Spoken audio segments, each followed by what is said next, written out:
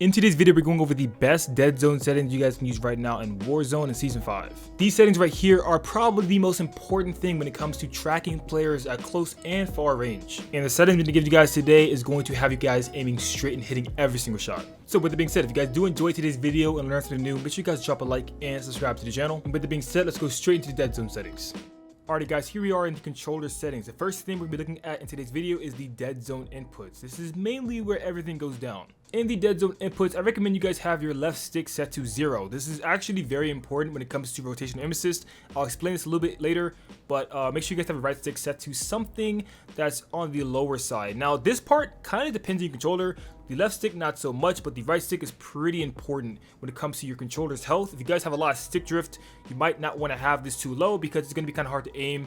Your controller is going to be moving all over the place. You guys can actually test your stick dead zone, your stick drift by going up here and turning this on. You can see my right stick is moving just a little bit. It's kind of vibrating. If I move around now, you guys can see that's how it works. And if I leave it alone, for the most part, it doesn't have any drift. It's all right, you know what I'm saying? It's not the best, but it's all right. It's definitely playable. It's nothing like unbearable at all. Same with the left stick. It's pretty tight, pretty good. So keep in mind that when you set your dead zone, it's going to increase the radius of where you have to basically put more input in order to get a reaction out of the game. So for example, you guys can see if I have this auto set to 0 and test this, any micro movement I make is going to move the game. However, if I set it to 25 or something ridiculous, that's pretty high, I won't lie, you will see that I have to move it, I have to move it outside that zone. So you can see it kind of just snaps. It kind of snaps outside. And this is the bad thing about having a high dead zone. I know a lot of players have high dead zones because the controller. I recommend you guys probably just get like a newer controller or just try to clean it. There's actually a lot of ways you guys can clean your controller. But yeah, if your dead zone is this high, it's going to be really hard for you to make like micro adjustments while aiming. So you're going to like have a really hard time just aiming at long range. I'm going to be honest. It's not very ideal. So honestly, I recommend you guys your right stick somewhere between, 3 to 10. No more than 10. 10 is pretty high within itself. But I understand that a lot of you guys probably will have quite a bit of stick drift. This is what 10 looks like. You can see it's not too bad. It does snap outside the red circle, but it's not too unbearable. You guys can make micro adjustments, and it's even better if you guys go down. Like I said, I think like 7 is a pretty good spot. 3 is also a really good spot. So yeah. Now for the left stick, I've actually explained this in a video. I'll have a link in the description. The way rotational aim assist works is basically, if you guys do put input to your left stick, the game's going to compensate for you moving on controller, and therefore it's going to give you more aim assist when you aim. I've explained this in the past quite a bit, and I made a whole video dedicated to it. I will make another video in the future kind of like explaining it more, because a lot of people think that I'm lying about this and that I have some sort of Cronus or I'm cheating or something. But guys, this is a very real thing. Rotational aim assist is very real in Call of Duty. Just to explain it real quick, I will go into firing range with just like, I guess, this static real quick. Alright guys, here we are in the firing range. Now I have a controller cam. You guys can see everything I'm doing in real time. You guys can see all the buttons I'm pressing.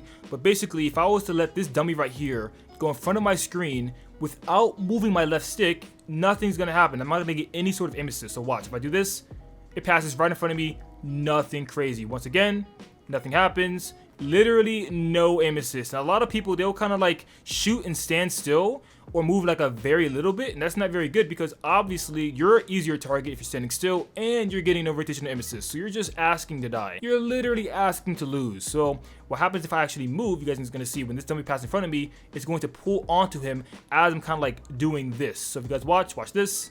I'm gonna do this. You can see that, boom, it's just dragged onto him. Now I did kind of pull back because it's looking at that dummy and that dummy, but if I do it again right here, you see it dragged all the way over there by itself. And look, I'm not moving my right stick. I'm not doing anything. This is just a game by itself moving all the way. Holy smokes, that literally just tracked him all by itself. So that's why you guys see a lot of pro streamers or pro YouTubers, they move around when they shoot. They kind of like strafe left and right. It makes your aim way better. And then you guys sort of just use your right stick to make like micro adjustments. You're not really supposed to aim in Call of Duty. I mean, you can, but you're not going to hit many shots. You're more so supposed to move and kind of like get a feel for the aim assist and then make micro adjustments with your right stick to, fix any sort of errors you might have, or if they're moving, it might be easier to track them if you are using your right stick a little bit. Yeah, you can see it's pretty useful. I'm going to legitimately try to aim without moving and see how bad my aim is. Okay, not bad. Yeah, the further one, that's where the aim assist matters back there, and I won't lie, it's not as easy to reach for without moving. While moving is just so much easier. It's so much easier while I'm moving. I don't know, guys. So yeah, that right there is why I use 0 left stick dead zone, and I recommend you guys do it too. So that's all I have for today's video. I will make a video very soon explaining rotational aim assist a little bit better. I did make a video in the past, but some of you guys felt like the explanation might have not been that good. So I'm going to explain it using, bots and some other players to really show how strong rotational aim assist is in Warzone. With that being said, I will see you guys in the next one. Peace, love, and understanding always.